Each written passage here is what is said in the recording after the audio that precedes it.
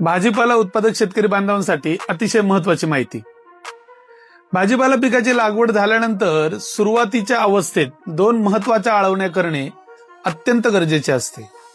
या आळवणीमुळे पिकाची जोमदार वाढ होते आणि सुरुवातीपासूनच रोग व किडींचा प्रादुर्भाव कमी करण्यास मदत होते.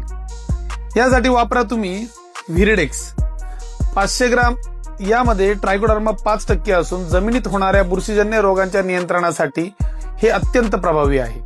दुसरा प्रॉडक्ट आहे तो म्हणजे स्पोरिडेक्स.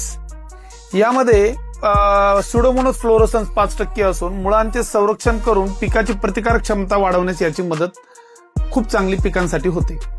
तिसरा प्रॉडक्ट आहे कालीचक्र.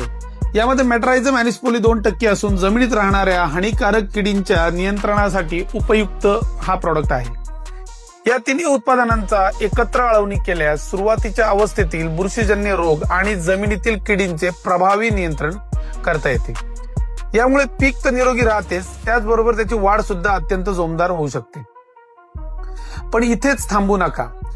यानंतरची जी पुढची आळवणी कधी करायची, कोणती उत्पादने वापरायची आणि त्यांचा योग्य डोस किती असावा याची संपूर्ण माहिती मी पुढील व्हिडिओमध्ये तुम्हाला सांगणार आहे.